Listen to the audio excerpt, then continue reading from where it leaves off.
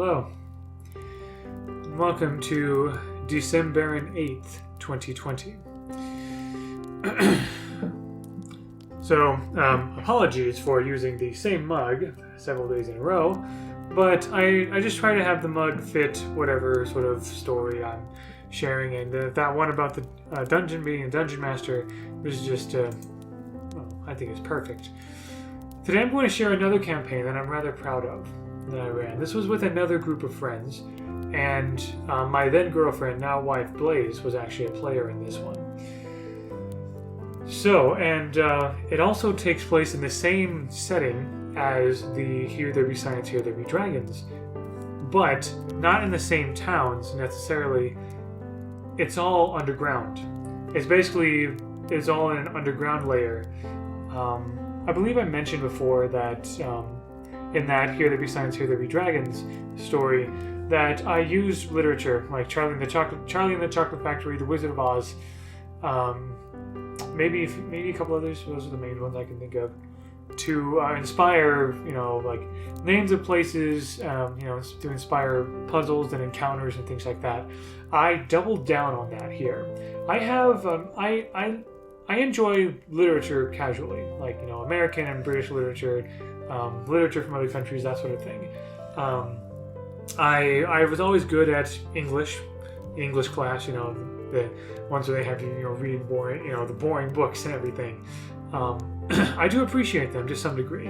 I don't necessarily enjoy reading most of them, but I appreciate them. I appreciate, some might call me like a cultured soul or individual, whatever. But it's really like I said, casual. More to the point of, I follow Spark Notes on Twitter and I get most of the jokes. That's basically it. If you haven't followed Spark Notes, by the way, and you think you might enjoy that kind of thing, I highly recommend you do that. They make some great memes and tweets and whatever, and it's referring to literature and all that stuff, and everything from Shakespeare to Jane Austen to Edgar Allan Poe to whatever. Anyway, great stuff. This campaign was I called A Brief Recess Beneath the Rubble. I can't remember exactly why I called it that, but like I said, I doubled down so much on, not only was it steampunk based, like the setting in general was steampunk based, just like in the above ground I had a sort of world or kind of continent below ground, but also I had each different area have a different sort of element or theme, whether it be a different environment plus a different bit of literature inspired by that. There's a volcano area, an ice area, a jungle area, that kind of thing.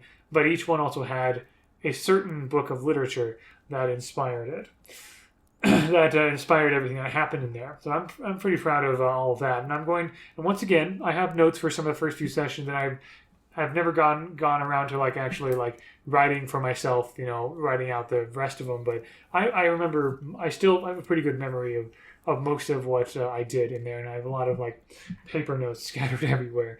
I really need to. I should organize all my D&D notes from all my campaigns at some point, maybe. In any case, I'll be reading from these, and we'll continue from there. I started with, so I'm starting this with a, I also had lots of other fun characters in this as well. I'm starting this with a sort of a reference to A Tale of Two Cities. If you imagine each session or each chapter had a title, I did personally write titles in my notes for each of these, even though I didn't write what actually happened. There's a bit of hair that's just sticking out a little bit. Anyway, yeah, so I have a title for each section essentially, so I'll mention those titles that I've written. But yeah, I called chapter 1 A Veil Between Two Cities. And I have this sort of a poem by a character, Sovalis, the drow diplomat. It goes like this. It was the best of climes. It was the worst of climes. It was the place of brilliance. It was the place of madness. It was the country of refinement. It was the country of depravity. It was the land of luminance. It was the land of darkness. It was the hovel of hope. It was the crucible of calamity. It was the year 150 VP. VP stands for Vernal Portal. This takes place 150 years after Here There Be Science, Here There Be Dragons. And the nation was as prosperous as ever. The capital city, Wosington, was ever the center of civilization, community, and commerce. But then a calamity struck the proud nation.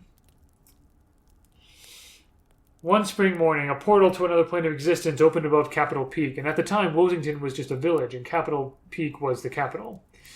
The mountain that dwarfs the city of Wosington just to the north. This very thing, this portal that opened on a spring morning, happened 100 years before, and that's why years were reckoned here by VP, which stands for the Vernal Portal. Vernal being a word for springtime.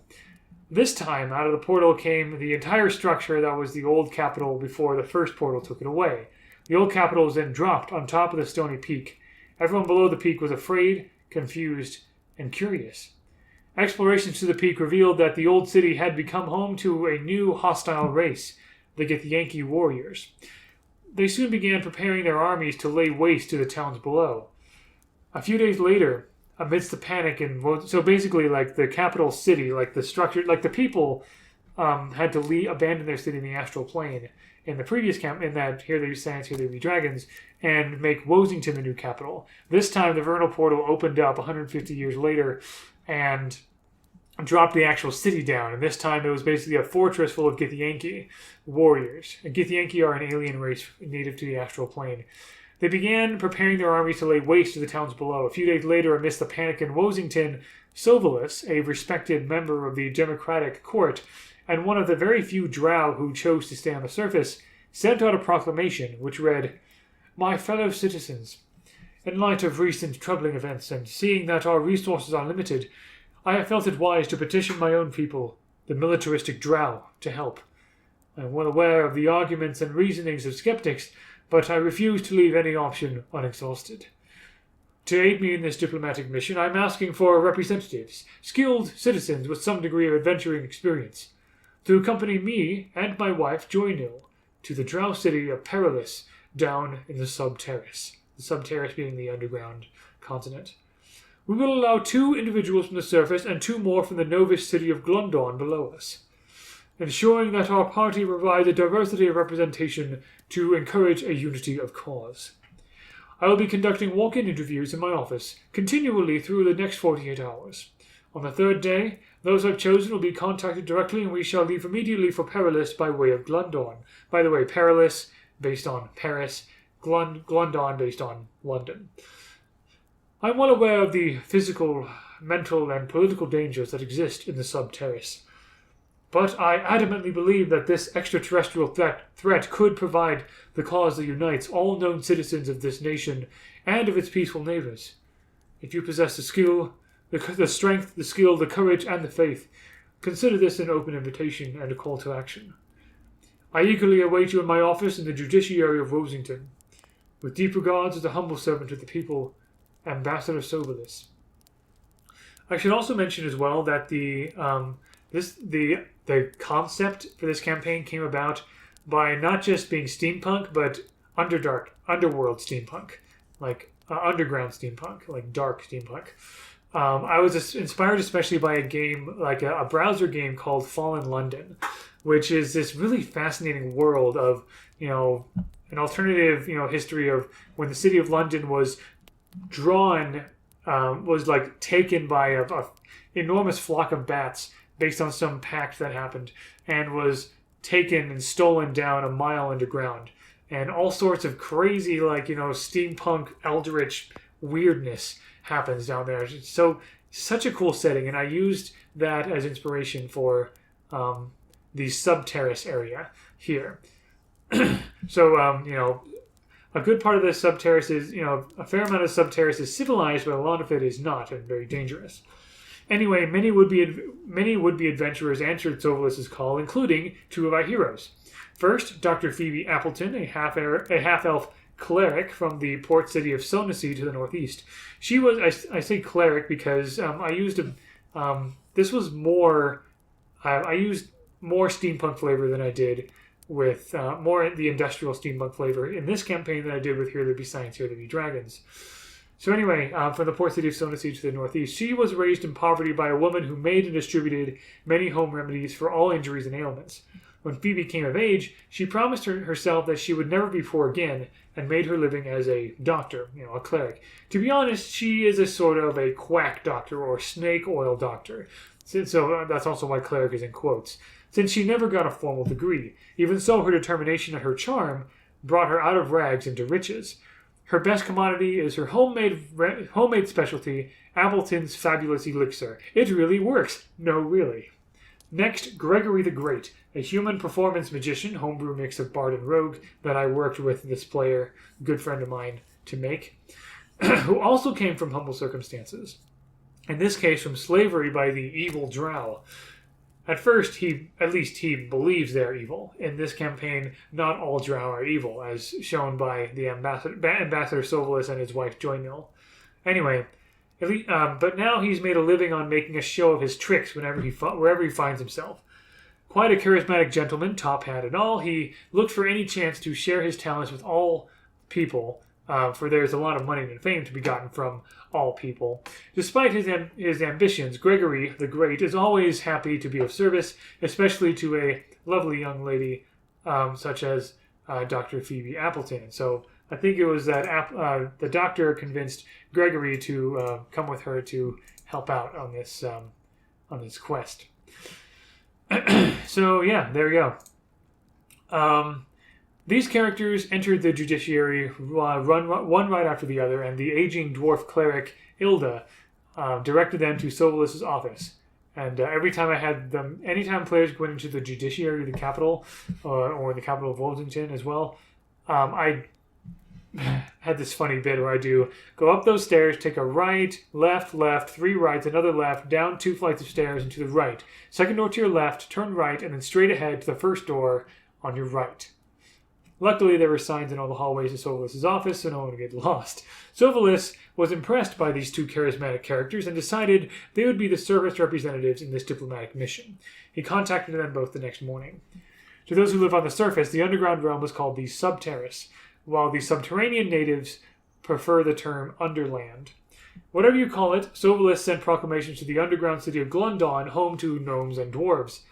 This proclamation was similar to the one for the surface, but with an appeal to long-lasting friendship between the surface and the underland, as well as a warning that the alien invasion could spread underground. He concluded this proclamation like so. Although I wish the circumstances were less sobering, I eagerly await the opportunity to return to the underland and converse with you for a brief time. With deep regards, the humble servant of the people, Ambassador Sovolus. Sovolus, Joynil, Phoebe, and Gregory embarked on a dirigible that would go beneath the surface. There's like a big hole in the ground that goes down, and float down to Glundon for the second set of interviews. On the way down, Gregory wanted to prepare for a magic show during the interviews. The Subterrace didn't see much traffic from the surface. He asked Phoebe to be involved in the show as well, so they both could profit from the spectacle. And I should mention that, again, this character is a magician, not a wizard. So more of a performance magician kind of thing, if that wasn't clear. While the 2 travelers made a modest profit from their brief venture, Sovolus interviewed gnomes and dwarves to the diplomatic mission to the Drow authorities. These two dwarves caught his attention. Conseil, I guess, a dwarf pugilist fighter with precious little to say. One can hardly blame him, for he had grown up in an especially hard slave life under an oppressive human.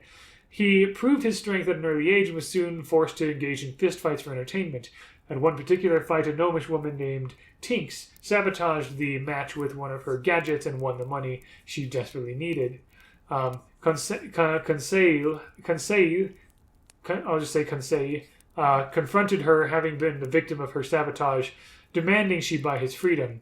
She complied, and the 2 of them both became friends, working together as bounty hunters. I'll also mention that in this, my then girlfriend, now wife, played, and her character comes a little bit later. And then also, there were The other players were husband and wife, or two sets of husband and wife duos. One of the wives did leave. Like, she decided she wasn't that interested in Dungeons and Dragons. This was her first time trying it out, and that's fine. But it was just kind of funny that we had these three couples essentially involved in this. But yeah, so now they're bounty hunters. So Tinks Waywocket was a female gnome engineer, was interviewed at the same time as Konsei. A true genius with technology, there was one objective that stayed out of reach: her greatest desire to fly to the surface. She has a set of prototype wings, so they still don't quite work. Nevertheless, she has an uncontainable energy and excitement for anything that dazzles, amazes, sparkles, or blows steam. This is contrasted heavily by Konsei's brooding silence.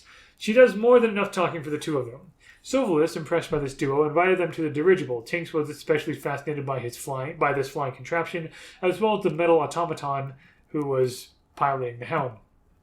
The dirigible took off to the drow city of Perilous in Perilous the next day.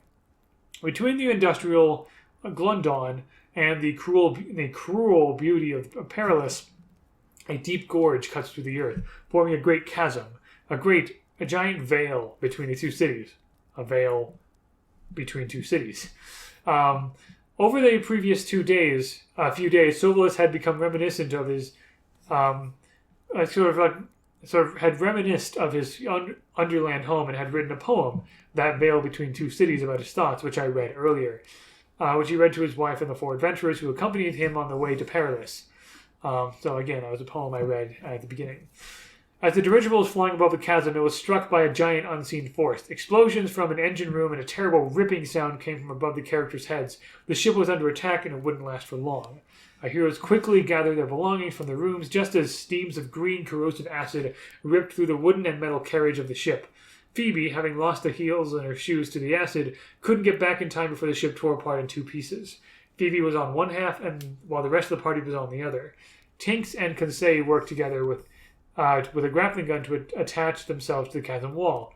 Everyone else in the ships took some damage. Gregory tried to look outside to find the source of the attack, but he could only see a shiny black flying object against a black rock wall. The dirigible, both halves of it, came crashing down. The party escaped from the wreckage and salvaged all they could. The metal man at the helm was the only clear casualty, though Tinks was upset about that. Sovalis and Joynil were deeply worried that they wouldn't make it to their diplomatic appointment with the Drow matriarch in time. The party searched for a way up the sheer rocky chasm walls as soon as they found a torchlit cave. Inside the cave, a large entry room was carved out with a doorway with stairs leading ahead. Further down, in the middle of 4 stone pillars in this room, was a large brass circle with an hourglass symbol etched into it. Tinks looked at the symbol and realized that she recognized it. Perhaps it was the symbol of someone she hadn't seen in many years. And so, in the next chapter, which I titled A Trixie in Time, where sort of like a wrinkle in time. This is actually one case where I used a published adventure, not an official one from Wizards of the Coast, but a free adventure that I found online, which was really, really cool. And so I decided to use it, and it involves some time travel shenanigans and stuff. So, here we go. For the most part, our heroes, as well as Sovalis and Joynil, survived the dirigible crash, but now they have no easy way to travel to Perilous, except perhaps through a torchlit cave with a prominent hourglass symbol in the entryway floor. As Tinks wondered why the symbol looked so familiar, the party felt there was nothing left to do but continue forward. It soon became apparent that Phoebe wasn't with them. Had she actually perished in the crash, or perhaps she felt it best to try another way out of the chasm besides this suspicious-looking cave. Either way, she wasn't around to help the party continue into the cave, but someone else was. So this is where the Phoebe's character decided to leave the campaign, and my then girlfriend, Blaze, entered. And her character was Alice Linwood, who looked quite human except for her sharp vampiric teeth. Indeed, she was a half-vampire, more accurately, a Dhamphyr, Dhamphir. Because of her unique heritage, Alice has the strength, speed, and dark vision of a vampire, but nothing of the vampire's weaknesses or diet. She could drink blood, but doesn't have to. Besides, Alice is nice enough to those she trusts. She was born in the nobility of the oriental country across the surface sea and trained in the arts of the war dancer by her vampire mother. Her father went missing soon after Alice was born, and now she is on a quest to find him in the Subterranean. Alice had come across the dirigible wreckage and the cave soon after our heroes did, and the party didn't trust her when they saw evidence of vampiric lineage. However, Sovalis, ever the diplomat, determined that Alice was no real threat and allowed her to come along with them. As the party continued into the cave, they soon encountered a group of grey ooze blobs, which instantly attacked. The ooze was corrosive, so any metal item that touched it, including Conseil's metal fist, was eaten away by acid. Our heroes did manage to take out the ooze with arrows, however, so they continued forward to the next door, which led to a large river of lava. There seemed to be no way across until a cheerful Aarakocra, a bird person, flew down and offered to help. He called himself Ekril. He seemed to recognize the party, even though they never saw him before. He lifted each prisoner over the lava to the bare room on the other side. Well, mostly bare. There was a small pedestal in the middle of the room that displayed a mostly twisty wooden contraption. It looked kind of like, I think I have an image of it. So imagine like one of those Leonardo da Vinci machines, like a big spiral sail, essentially.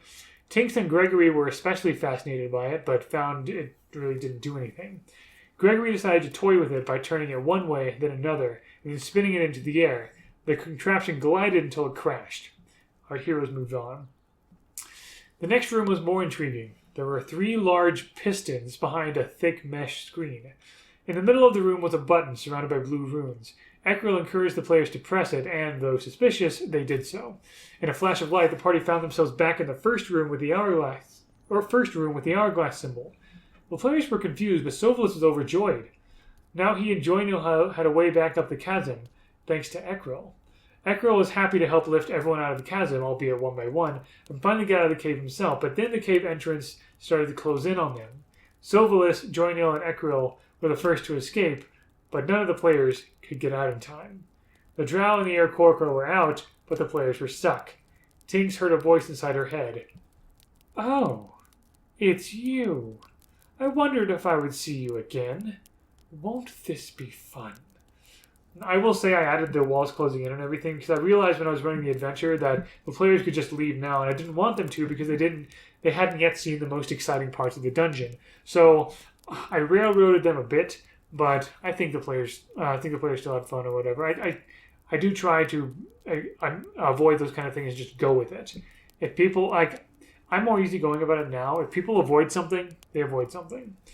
I can't really control what the players focus on. Anyway, another doorway opened deeper into the cave. The party climbed a high spiral staircase and ended up in a small room with a cage. The prisoner in the cage was Ekril. He looked surprised and asked the players who they were and why they were there. It began to dawn on the group that they had somehow gone back in time. They released Ekril and asked him to carry them across a river of lava the next time he sees them. He agreed and left, while the players went ever deeper. They came across another spiral staircase, this time going back down. When they were about halfway down, the staircase began to turn slowly to one side and then stop, and then turn the other way and stop.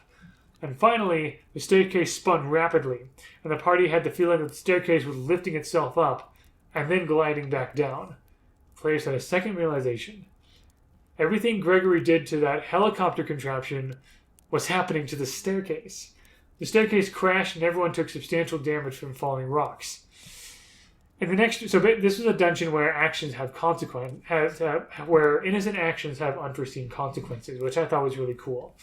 In the next room, they faced 3 large pistons. They had just begun to move right before a flash of light occurred behind a mesh wall. The players' past selves had just pushed the strange button. They had a feeling that whoever built this place would be in the next room. Up another flight of stairs they went, a blissfully uneventful trip, until they came to a hallway leading to a single door. Out of the door walked their future selves. The party was doubly shocked. Their future selves looked a little battered, but quite all right. It turned out that these future selves were not from the very distant future, and they thought it best not to reveal the future to our present heroes. The future heroes walked on by while our present heroes continued into the room. This is a bit of a tricky one because I didn't know what kind of scuffle would happen with the big bad in this dungeon, so I had to kind of make stuff up and I had to sort of justify it later on. That's the tricky thing with this. Anyway, but it kind of worked. Inside they found a tremendous amount of machinery powered by some sort of blue glowing magic. At the center was a gnomish woman. Her long black hair nearly covered most of the blue runes on her face. She looked up from her contraption and said, "Tinks, how are you? It's been so long." Tinks recognized this woman, Trixie Talk, a childhood friend from many years ago. When they both were young, they bonded over tinkering with gears and machines. While Tinks dreamed of flying, Trixie dreamed of time travel.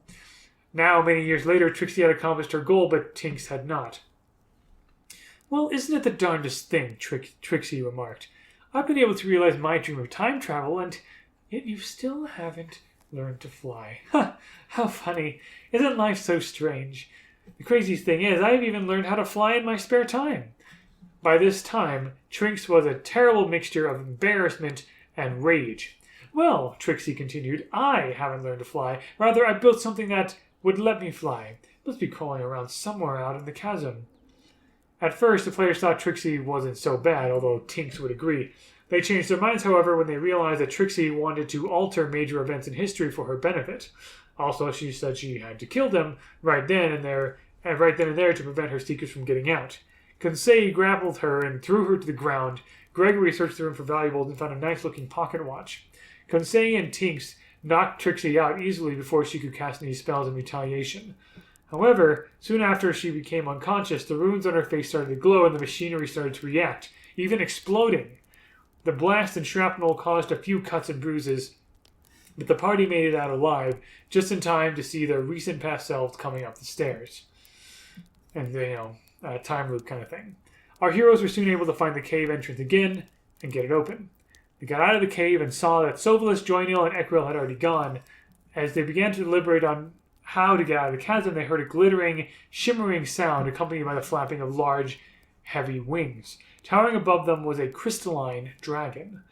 The party knew they hadn't the strength to take on a dragon, but they needn't have worried. The dragon bent its head down and said, "Pardon me, fellows and ladies, but could you possibly assist me with an annoying pest?" A bit taken aback, the players agreed. It turned out that the dragon's territory had been breached by a smaller dragon, one made of brass and copper gears and plates.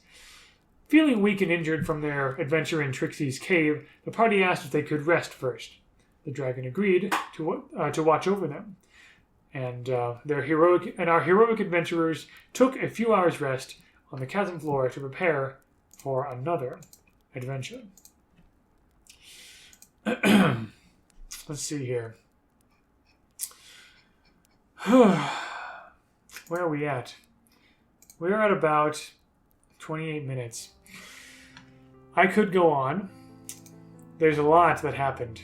There are about like 10 sections that happened. And I've written notes for like the next couple, and then after that it will go pretty quickly. So I will explain the rest of the campaign tomorrow. And I'll allow my voice to rest a little bit, and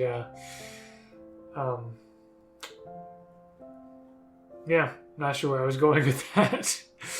But as always, thank you very much for listening. I'll see you tomorrow. All the best.